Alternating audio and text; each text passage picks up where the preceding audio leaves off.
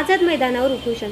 सत्यमेव जयते सामाजिक संस्थेचे पश्चिम महाराष्ट्र अध्यक्ष प्रभात हेटकाळे यांनी राज्य उत्पादन शुल्क विभाग मिरज येथील निरीक्षक दीपक सुपे यांच्या विरोधात गंभीर आरोप करत आझाद मैदान येथे लाक्षणिक उपोषण केले।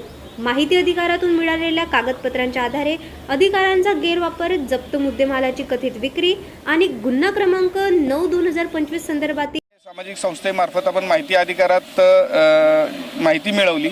त्याच्यामध्ये असे निदर्शनास आढळून आले की फिर्यादी ह्या केसमध्ये फिर्यादीच नाही आहे आणि त्यामुळे ती केसच होऊ शकत नाही आणि परस्पर मुद्देमाल विकण्यात आलेला आहे। ह्या सगळ्या घडामोडी ह्या संशयास्पद आहेत आणि म्हणून यांच्या निलंबनाची मागणी आम्ही आमच्या संस्थेमार्फत करत आहोत। भ्रष्ट अधिकाऱ्यांच्या विरोधात सत्यमेव जयते सामाजिक संस्था आझाद मैदानावर आंदोलन करत आहेत, तर नेमका विषय काय आहे, का बरं हे आंदोलन चालू? आम्ही सत्यमेव जयते सामाजिक संस्था कोल्हापूरतर्फे मिरज विभागातील जे भ्रष्ट अधिकारी आहेत, एक्साईज ऑफिसचे निरीक्षक, त्यांनी मुद्देमाल परस्पर गायब केला, विक्री केलेला आहे, त्याच्याविरोधात आमचं हे लाक्षणिक उपोषण चाललेलं आहे। तरी आमची मागणी आहे की यांना लवकरात लवकर पदावरून निलंबित करून योग्य न्याय देण्यात यावा।